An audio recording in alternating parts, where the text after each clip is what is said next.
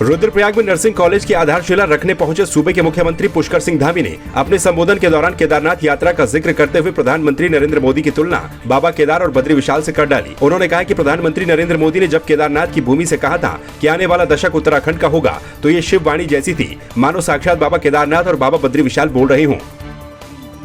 जब यात्रा शुरू हुई थी तो इस बार बहुत चुनौती भी हमारे सामने थी, हमारे प्रशासन के सामने, हम सब लोगों के सामने, कि हम यात्रा को ठीक प्रकार से संपन्न करवाएं, क्योंकि इस बार यात्रा में रिकॉर्ड तोड़ यात्री आए हैं और ये रिकॉर्ड तोड़ यात्री जो इस बार आने शुरू हुए हैं, उसके लिए भी मैं माननीय प्रधानमंत्री जी का धन्यवाद करना चाहता हूं, क्योंकि उन्होंने पिछले साल 5 नवंबर 2021 को बाबा केदार की भूमि से ही कहा था कि ये आने वाला 21वीं सदी का तीसरा दशक ये उत्तराखंड का दशक होगा, और उनके मुंह से शब्द निकले और आप देखिए कैसी उनकी वो शिववाणी थी, कैसे उनके वो शब्द थे कि बाबा साक्षात बाबा बोल रहे हो, बाबा केदार बोल रहे हो, बाबा बद्री विशाल बोल रहे हो।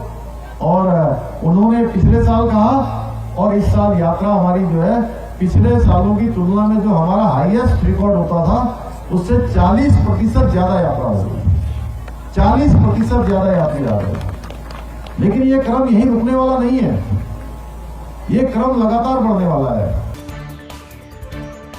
पिथौरागढ़ में मुख्यमंत्री पुष्कर सिंह धामी ने जौलजीबी में आयोजित ऐतिहासिक जौलजीबी मेले और विकास प्रदर्शनी का उद्घाटन रिबन काटकर और दीप प्रज्वलित कर किया। इस अवसर पर अपने संबोधन में मुख्यमंत्री धामी ने कहा कि जौलजीबी मेला क्षेत्र के आर्थिक और सांस्कृतिक विकास में बहुत महत्व रखता है। सीएम ने कहा कि उन्होंने पीएम मोदी से भी यहां आने का अनुरोध किया है। इस अवसर पर मुख्यमंत्री के द्वारा जौलजीबी मेले के लिए 5 लाख रुपए दिए जाने और जौलजीबी संगम स्थल का सौंदर्यीकरण किए जाने की घोषणा की गई। उन्होंने संगम स्थल पर स्थित जालेश्वर महादेव मंदिर में पूजा अर्चना भी की और प्रदेश की खुशहाली की कामना की।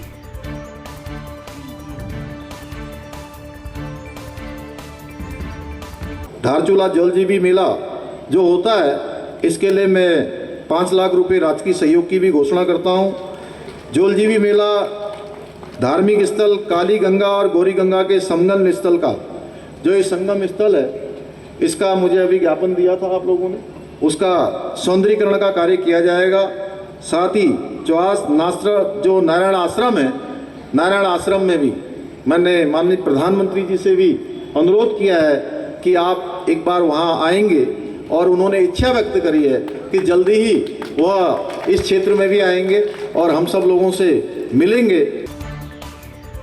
पौड़ी में शिक्षा विभाग पौड़ी के सभागार में मुख्य शिक्षा अधिकारी डॉक्टर आनंद भारद्वाज की अध्यक्षता में बैठक आयोजित की गई, जिसमें 15 ब्लॉकों के खंड शिक्षा अधिकारी और उप शिक्षा अधिकारियों ने हिस्सा लिया। बैठक में मुख्य शिक्षा अधिकारी डॉक्टर आनंद भारद्वाज के द्वारा विद्यालयों में सरकार के द्वारा संचालित योजनाओं की जानकारियां ली गई। मुख्य शिक्षा अधिकारी ने बताया कि बैठक में आगामी बोर्ड परीक्षाओं के परिणामों को बेहतर करने के लिए अहम दिशा निर्देश दिए गए। हमारे सभी खंड शिक्षा अधिकारी और उप शिक्षा अधिकारियों की एक मासिक बैठक हमने यहाँ पर ली थी। इसमें हमने समीक्षा की कि विद्यालयों में कोई पद रिक्त तो नहीं है, पठन पाठन कैसा चल रहा है, छमाही परीक्षा का रिजल्ट कैसा रहा है, समग्र शिक्षा अभियान के अंतर्गत चलाए जाने वाले जो कार्यक्रम है वो ठीक से चल रहे हैं कि नहीं चल रहे हैं, और विशिष्ट रूप से जो जर्जर भवनों की सूचना हमने पहले ली थी, चंपावत की घटना के बाद बहुत सारे भवनों को जर्जर घोषित करते हुए ब्लॉक शिक्षा अधिकारियों ने हमें सूचना दी थी, उसमें बहुत ज्यादा संख्या आ रही थी। लेकिन हमने जब निरीक्षण किया तो पाया कि छोटी मोटी मरम्मत के बाद ही भवन ठीक हो सकते हैं, कुछ ऐसे भवन भी है। तो आज हमने निर्देश दिया है कि सभी भवनों को जो जर्जर की सूचना आई है उसको दोबारा से जांच करें, और जो भवन हल्के फुल्के रिपेयरिंग से ठीक हो सकते हैं उनको जर्जर की श्रेणी से हटाएं। तो दोबारा से वो सूचना मांगी गई।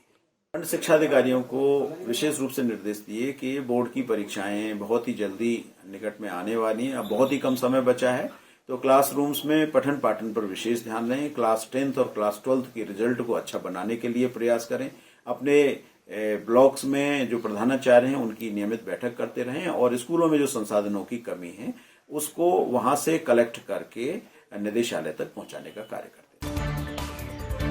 चमोली के विकासखंड पोखरी के सुदूरवर्ती क्षेत्र राजकीय इंटर कॉलेज पोखरा में प्रभारी प्रधानाचार्य के पद पर तैनात विभा थपलियाल के स्थानांतरण के मौके पर विदाई समारोह का आयोजन किया गया। शिक्षिका की विदाई पर छात्र छात्राएं और ग्रामीण भावुक होकर रोने भी लगे। विभा थपलियाल पिछले 11 सालों से राजकीय इंटर कॉलेज पोखरा में पढ़ा रही हैं। ग्राम प्रधान पुष्पा देवी ने विदाई समारोह में कहा कि ऐसी शिक्षिका इस विद्यालय में मिलना बेहद मुश्किल है और वो भी विभा थपलियाल की 11 सालों की सेवा के ऋणी रहेंगे। आज यहाँ पे 14 नवंबर मैडम की जो विदाई हो रही है बाल दिवस के रूप में, और आज हम सब लोग यहाँ पे एकत्र हुए हैं। और जो मतलब मैडम यहाँ पे आई थी 5 सितंबर 2011 को मैडम यहाँ पे आई थी, और आज 14 नवंबर 2022 को मैडम हमारे बीच से थालाबेट की स्कूल में जा रही हैं। अब हम लोगों को और मेरे भाई लोगों को और हमारे शिक्षक लोगों को जो भी मतलब हमारे भाई लोग भाई बहन हैं तो काफ़ी दुख हो रहा है। मैडम ने हमको 11 साल के बीच काफ़ी कुछ सिखाया है। आज हमारे बीच से ऐसे होनहार मैडम जा रही हैं जिसका हमारे पूरे विद्यालय परिवार और छात्रों को यहाँ तक कि गांव वालों को भी बहुत दुख है। आज हमारे यहाँ विद्यालय में हमारी विभा मैम की विदाई समारोह है, तो हमें यह कहते हुए बहुत दुख हो रहा है कि वो हमारी प्यारी मैम इस विद्यालय से स्थानांतरण होकर थालाबेट के विद्यालय में जा रही हैं। मैंने यहाँ पर 5 अगस्त 2011 में जब ज्वाइन किया था तो उस वक्त मेरे लिए एक दूरस्थ विद्यालय के रूप में मेरे दिमाग में इस विद्यालय की छवि थी। लेकिन जब मैंने इस विद्यालय में कार्य करना प्रारंभ किया, बच्चों को पढ़ाना आरंभ किया और मेरे साथ जो सहयोगी थे, मेरे साथ ही लगभग जो मेरे साथ अभी यहाँ पे खड़े हैं सब 2011 से हैं, तो इनके साथ कार्य करके मुझे ऐसा लगा जैसे कि मैं अपने परिवार के साथ हूँ।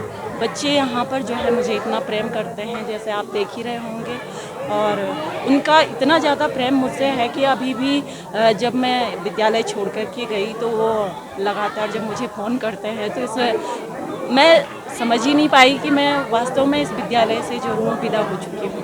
अभी भी ऐसा लगता है कि मैं विद्यालय से जुड़ी हुई हूँ। इस समय हम विभा मैम की विदाई के अवसर पर यहाँ पर उपस्थित हुए हैं। मुझे इस बात का दुख है कि विद्यालय में जो प्रतिभावान और जो अच्छे अध्यापक हैं निरंतर विद्यालय से खाली होते जा रहे हैं, अन्यत्र उनका स्थानांतरण किया जा रहा है। पिथौरागढ़ जिले के केमू स्टेशन पर बैठे मजदूरों का कहना है कि रोजगार न मिल पाने से उनके लिए अब रोजी रोटी का संकट पैदा हो गया है। बाहरी क्षेत्रों से पिथौरागढ़ जनपद में रोजगार की तलाश में पहुंचे इन मजदूरों को रोजगार न मिलने पर अब एक वक्त की रोटी के लिए मोहताज होना पड़ रहा है। मजदूर संघ के अध्यक्ष चंचल राम का कहना है कि श्रम विभाग से जो मदद मजदूरों को मिलती थी वो भी उन्हें नहीं मिल पा रही। साथ ही सस्ता गल्ला से राशन मिलना भी बंद हो गया, जिससे अब मजदूरों की परेशानियां बढ़ती ही जा रही हैं। समस्या काम नाम कुछ नहीं चल रहा है, किसी पास 2 4 साइड चल रहा है और किसी पास खाली है, हाथे खाली है, किसी पास रोजी रोटी खत्म हो गया। हम लोग समस्या ये है कि आप यहाँ रोजगार सब बंद है मजदूरों का सर, और काम आम कहीं है नहीं। ये बेचारे सारे मजदूर कुछ बिहार के हैं, कुछ बहराइच के हैं, कुछ लोकल के हैं, इनको अब रोजी रोटी के लिए बड़ी परेशानी है। और जो सस्ता गल्ला था वो भी अब नहीं मिल रहा है, और हमारे श्रम विभाग से जो गरीबों को सहायता मिलती थी वो भी नहीं मिल रही है। श्रम विभाग 2018 वालों को पेमेंट नहीं मिल रही, जो जिनकी घटना घट रही है गुजर रहे हैं, और जो मतलब 2020 है उनको मिल रहा है, 22 वालों को मिल रहा है, उनको नहीं मिल रहा है। और श्रम विभाग कहता है कि मेरे पास 28,000 श्रमिकों का कार्ड है, और हमने जब पता करा कि टोटल हमारे श्रमिक 15,000 हैं, जिनमें 3,000 श्रमिक कार्ड बने हैं।